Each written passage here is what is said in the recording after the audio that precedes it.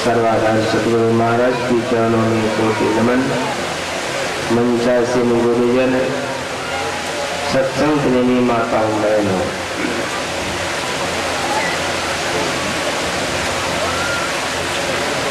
मैं आपसे एक निवेदन कर रहा हूँ। पहले खास के माताओं की तरफ आपको मैं कुछ क्षण के लिए समय देता हूँ हल्ला करने के लिए, फिर बाद में हल्ला नहीं करने के लिए दूंगा। जितना बोलना हो थोड़ी देर बोल लीजिए, और प्रवचन के समय अगर बोलेंगे तो पंडाल से बाहर करवा दूंगा। इसलिए चाहे तो पहले हल्ला कर लीजिए जोर जोर से, ताकि थक जाएंगे तो शांति होकर के सुनेंगे, यानी तो अब से ही चुप हो जाइए। सत्संग में आए हैं, सुनने की महिमा है। 3 रोज से कहा जा रहा है, यह बैठने का भी ठिकाना नहीं। कोई बाबू साहब पैर फैला के बैठे हैं, कोई पैर मोड़ के बैठे हैं। क्या भजन करेंगे? जब 2-3 घंटे सत्संग में ढंग से नहीं बैठ पाएंगे तो परमात्मा को क्या प्राप्त करेंगे? इसीलिए कहा गया शरीर में शक्ति चाहिए भाई। संसार के काम करने वाले यहाँ पर हैं लगभग लोग, वहां भी शक्ति की जरूरत होती है, तो यहाँ परमात्मा की भजन में शक्ति की जरूरत नहीं पड़ेगी, यहाँ भी जरूरत पड़ेगी। इसीलिए भगवान बुद्ध ने कहा कि जिन्होंने जवानी में धन को इकट्ठा नहीं किया, ज्ञान अर्जन नहीं किया, विद्या अर्जन नहीं किया, वह बुढ़ापे में उसी तरह पश्चाताप को प्राप्त करता है जैसे कोई बूढ़ा बगुला सूखे तालाब के किनारे बैठा हो। सूखे तालाब, जिस तालाब में जल नहीं है, और उस तालाब में जब जल ही नहीं तो मछली कहां से मिलेगी? और वह बूढ़ा बगुला शक्तिहीन हो गया, कहीं उड़कर जा भी नहीं सकता है। परिणाम क्या होता है कि भूखे तड़प तड़प कर मर जाता है। भगवान बुद्ध की वाणी, मैं नहीं कह रहा हूं। इसीलिए कहा किसी ने, भक्त ने, जब आंख पर पड़ेगा छाला, नाक से बहेगा नाला, लाठी से पड़ेगा पाला, जरा जिंदगानी में, जरा कहते हैं बुढ़ापे अवस्था को, जब बुढ़ापा आ जाएगा, अभी तो जवानी में यह हालत है कि सीधे 3 घंटा नहीं बैठ पाते हैं, बुढ़ापे में क्या होगा? लाठी से पड़ेगा पाला, जरा जिंदगानी में, पड़े पड़े वस्त्र में करोगे मल मूत्र का त्याग, थुकते रहोगे थुकदानी में, शक्ति ना रहेगी तो भक्ति क्या करोगे बंदे? भगवान का भक्ति करना है तो कर लो जवानी।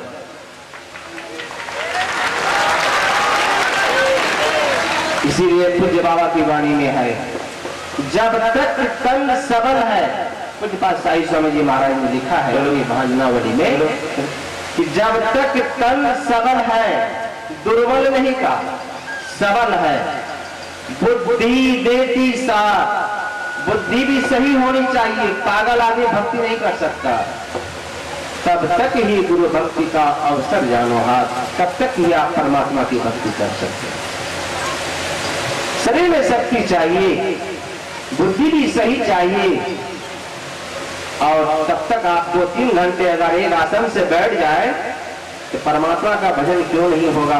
परमात्मा का दर्शन अपने अंदर होगा। इसीलिए नहीं घर में बैठ पाते तो कम से कम सत्संग में देखा देखी भी बैठ जाइए कि वह बैठा है तो मैं भी बैठ करके 3 घंटा कम से कम एक आसन से सत्संग को सुन लो, तब कुछ न कुछ लाभ हाथ लगेगा। अभी आपने सुना भगवान शंकर की वाणी, शिव अज कहते हैं ब्रह्मा जी को, शिव अज सुख सुखदेव मुनि, शिव अज सुख सनकादिक नारद, सनत सनंदन सनातन सनत कुमार, चारों भाई और भगवान नारद। इतने का गोस्वामी जी ने नाम गिनाया है। जे मुनि ब्रह्म विचार विशारद, वे भी मुनि सभा में उपस्थित थे जो ब्रह्म में विचरण करने वाले, अतः ब्रह्म विचार विशारद थे। ऐसे महापुरुष ने बैठ करके विचार किया, आप लोग जितना कष्ट में पड़े हैं, ये जीव जो दुखी है ये दुख से कैसे छूटेगा। सब कर मत खगनायक येहा, करिए राम पद पंकज नेहा। अगर दुख से छूटना चाहते हैं एकमात्र भगवान के चरणों में प्रेम कीजिए, गुरु के चरणों में प्रेम कीजिए, तब आपका दुख समाप्त हो जाएगा। अब यहाँ लोग कहते हैं कि भाई भगवान के चरणों में प्रेम करने की बात कहा, लेकिन आपके यहाँ तो किसी भगवान की मूर्ति को नहीं देखने को मिलता है। यहाँ ना भगवान राम, ना भगवान कृष्ण, ना माँ दुर्गा, ना काली, जितने भी अवतार है किसी का तस्वीर नहीं, एक बूढ़े बाबा का तस्वीर लगा दिए हैं। तो भगवान राम की पूजा करने के लिए आप कहते हैं तो भगवान राम की तस्वीर होनी चाहिए थी। भगवान कृष्ण की पूजा करने के लिए कहते हैं तो भगवान कृष्ण की मूर्ति होनी चाहिए थी, लेकिन कुछ देखने को नहीं मिलता। तब आप भगवान की पूजा, राम की पूजा करने के लिए कैसे कहते हैं? प्रश्न खड़ा हो जाता है। लेकिन गुरु महाराज ने कहने की कृपा की और उपनिषद में भी आया है, गुरुर ब्रह्मा गुरुर विष्णु गुरुर्देवो महेश्वरः, गुरुर साक्षात परब्रह्म तस्मै श्री गुरुवे। गुरु में राम निवास करते हैं, गुरु में श्री कृष्ण निवास करते हैं। 33 करोड़ देवी देवता गुरु में निवास है। श्री गुरु महाराज ने कहा, देवी देव समस्त परम पूरन ब्रह्म परम प्रभु, गुरु में करे निवास सहत है संत सबू। सभी संतों ने कहा गुरु में सारे भगवानों का निवास है, गुरु में सारी देवी देवताओं का निवास है। इसीलिए गुरु की पूजा करने से सबकी पूजा हो जाती है। जिस तरह से हाथी का पद चिन्ह आपने देखा होगा, हाथी के पद चिन्ह में जितने भी जीव जंतु का पद चिन्ह है सब छिप जाता है। उसी प्रकार गुरु की भक्ति करने से सबकी भक्ति हो जाती है। इसलिए गुरु की भक्ति हमारे यहाँ बताई जाती है कि गुरु की अगर भक्ति करेंगे, भगवान राम ने भी गुरु की भक्ति की है, भगवान श्री कृष्ण ने गुरु की सेवा की है, जिन्होंने स्वयं भगवान और वे भी गुरु के शरण में गए। इसीलिए हमारे संत मत के सत्संग में गुरु की महिमा बताई जाती है। अगर आप गुरु की भी पूजा करेंगे तो आपका क्लेश का निशेष हो जाएगा। एक बार सतगुरु महाराज की तस्वीर जो देखते हैं उसी के बगल में एक गांव में सत्संग था। 2-3 साल पहले की बात है। सत्संग समाप्त हुआ, जैसे आज अंतिम दिन का सत्संग है, सत्संग समाप्त हुआ। शाम के समय में घर वाले आए, मेरे पास बैठ के बातचीत होने लग गई। मैंने उन बाबू से पूछा कि आपने सत्संग कराया है अपने पैसे से किया या कुछ चंदा भी किया है? कहा नहीं बाबा, मैंने एक पैसा किसी चंदा नहीं लिया, अपने ही खर्च से यथाशक्ति मैंने सत्संग कराया। तो मैंने पूछा पूज्य बाबा के आने में बहुत खर्च हुआ, इसमें कोई विशेषता कुछ किस उपलक्ष्य में आपने कराया? तो अपने जीवन की घटना बताने लग गए। साथ में उनकी साला थे और स्वयं घर वाले बैठे थे। बोलने लगे बाबा कुछ साल पहले की घटना है कि हमने एक गन्ना की खेती की, जिसको ईख बोलते हैं। जब फसल तैयार हुआ, काट करके ट्रैक्टर में लाद करके मिल मालिक के यहाँ ले आके बेच दिया। कार्यकर्ताओं से आग्रह की प्रणाम करने वाले को रोक दीजिए, बाधा होती है बोलने। तो मिल मालिक के यहाँ लाके बेच दिया, लेकिन संजोग से मिल मालिक के पास में पैसा नहीं था। उन्होंने एक स्लिप बना के दिया कि बाबू साहब जाइए, दूसरे दिन आके पैसा ले जाइएगा। वह बाबू साहब रसीद लेकर के घर पहुंचे, लेकिन संजोग से घर के कामों में उलझ गए, रसीद कहीं रख दिया, उन्हें याद नहीं रहा, रसीद खो गया। दूसरे दिन गए मिल मालिक के पास में, कहा कि मैंने आपके यहाँ गन्ना बेचा था, आपने रसीद भी दी थी, 6,000 रुपया था मेरा आपके पास में, रसीद तो खो गई, आप मुझे रुपया दे दीजिए। मेरे मालिक ने कहा कि भाई साहब, इस तरह से दिन में कई लोग आकर कहें, मुझे पता नहीं, याद नहीं रहता, अगर आपका पैसा मेरे पास में था, बिना रसीद का पैसा नहीं मिलेगा।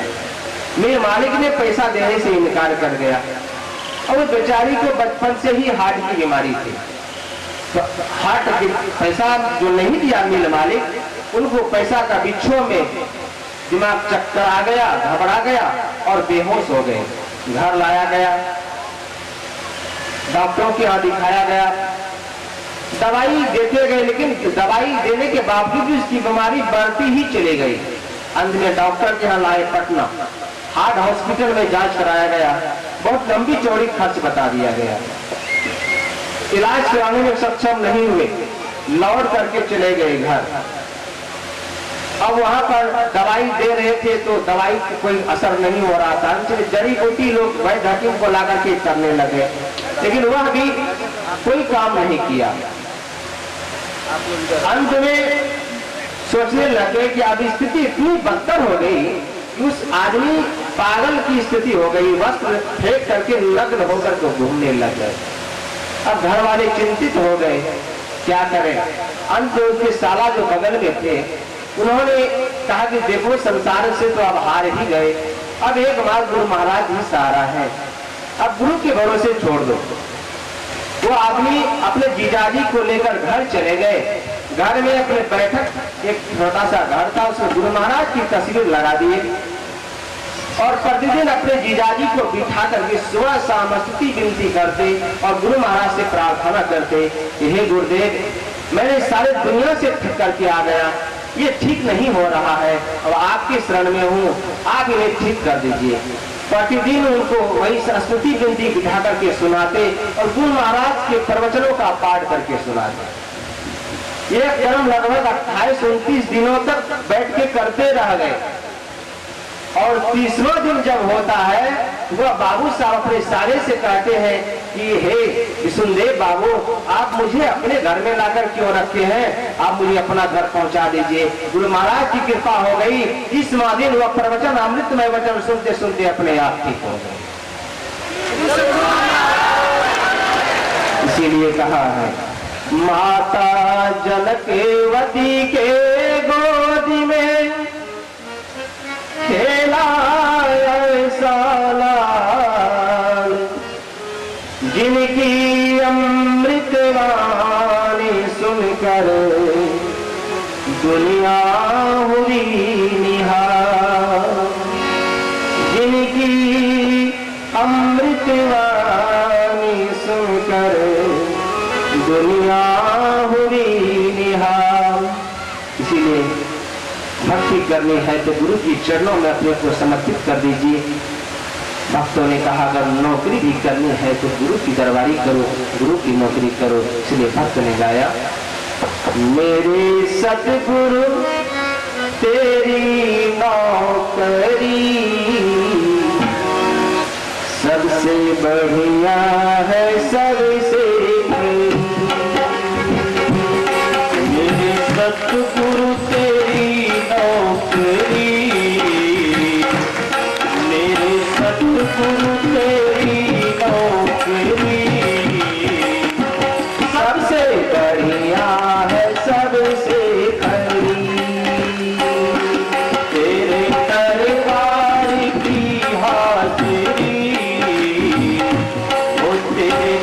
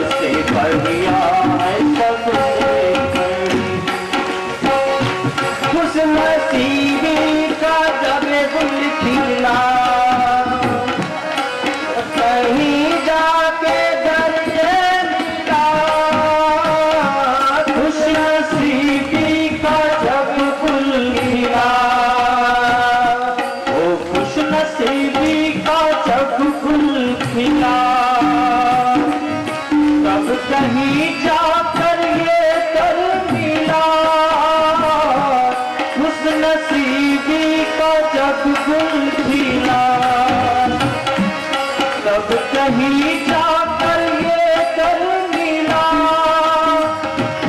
खुश नसीबी का जब गुल खिला, तब कहीं जाकर ये कर मिला।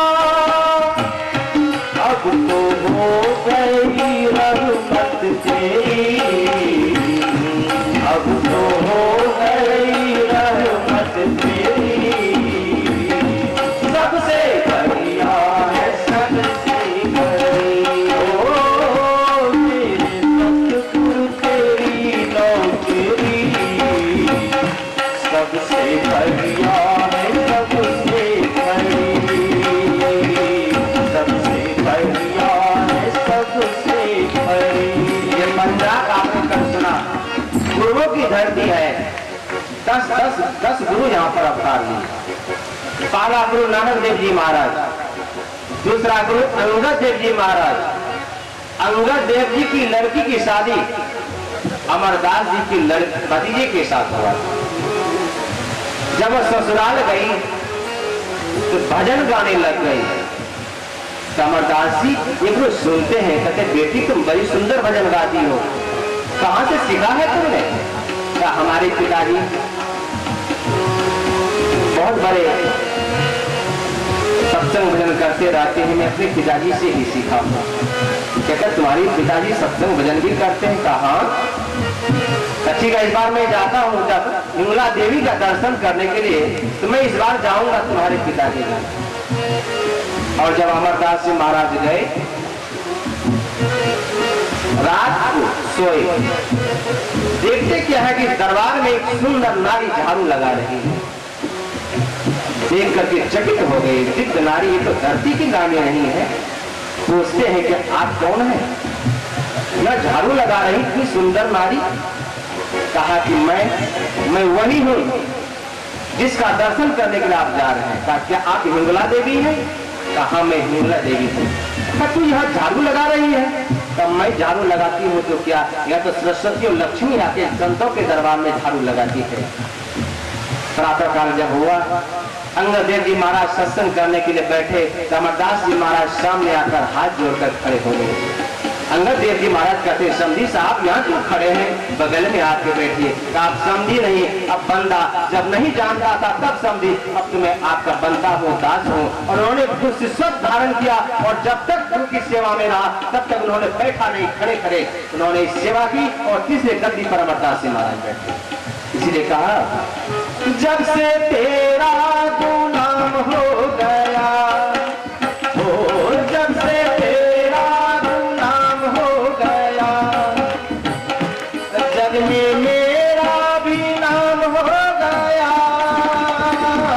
जब से तेरा गुलाम हो गया, जब से तेरा गुलाम हो गया, जग में मेरा भी नाम हो गया। जब से तेरा गुलाम हो गया, तब से मेरा भी नाम हो गया। वरना औकात क्या थी मेरी, वरना औकात क्या थी मेरी।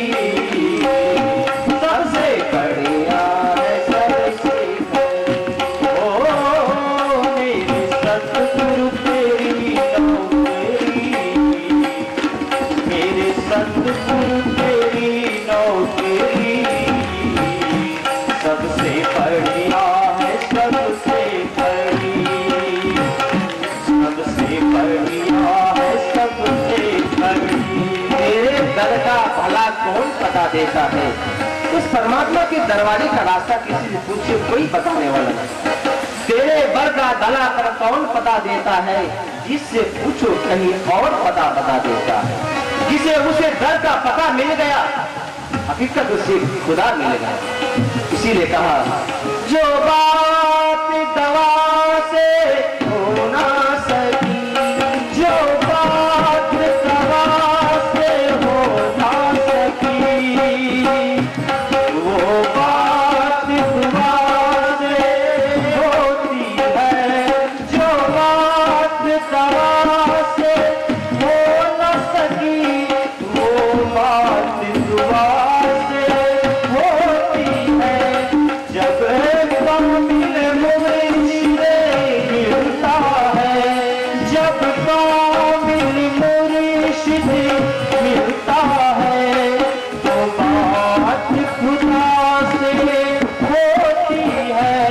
तो बात खुदा से होती है, मेरे सतगुरु तेरी नौकरी सबसे बढ़िया है, सबसे बड़ी।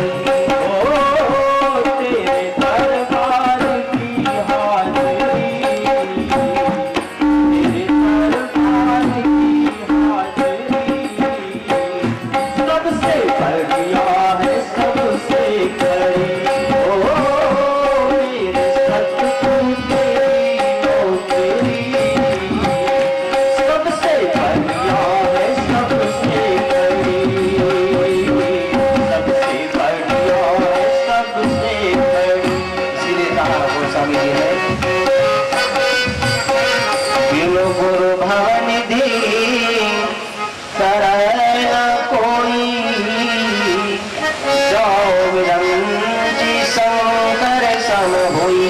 बिनु गुरु भवनिधि करे न कोई, बिनु गुरु भवनिधि करे न कोई, जो विरंची शंकर सम होई, जो विरंची शंकर सम होई। इसलिए गुरु के शरण में जाकर के संतों से सदयुक्ति सीखिए। आज बहुतों ने सीखा और थोड़ा थोड़ा भी अभ्यास कीजिए, एक न एक दिन सारे दुखों से अवश्य छूट जाएंगे। अगर आपने भक्ति करते करते अगर उस परमात्मा को प्राप्त नहीं भी किया, फिर भी आप हानि में नहीं जाएंगे। आप याद रखिए, भगवान श्री कृष्ण ने गीता में कहा है अर्जुन से कि हे अर्जुन, नेहाभि कर्मणासु अस्ति प्रत्यवायो न विद्यते स्वल्पमप्यस्य धर्मस्य त्रायते महतो भया। हे अर्जुन, जो कोई भक्ति का आरंभ कर देता है, उसके आरंभ का नाश नहीं होता, उसका उल्टा परिणाम भी नहीं होता। अर्थात भक्ति कभी रिएक्शन नहीं करती है। अगर भक्ति करते करते आप बीच में ही शरीर छोड़ दिए तो परिणाम क्या होगा? सबसे पहले स्वर्ग के सुख को प्राप्त करेंगे, वहां से लौटेंगे, श्रीमान या योगी कुल में जन्म होगा। फिर यह संस्कार जबरदस्ती भक्ति कराएगा तब तक जब तक कि परम पिता परमात्मा को प्राप्त करके उस परमानंद की प्राप्ति नहीं हो जाएगी। जब परमानंद की प्राप्ति हो जाएगी, सदा का दुख सदा के लिए समाप्त हो जाएगा और फिर हम इसकी संतान थे उस विदा के मिल जाएंगे, जो वह शाश्वत सुख की प्राप्ति होगी। यद गत्वा निर्वर्तन्ते तद्धामा परमं मम ममे वांसो जीव लोगे भूत सनातन।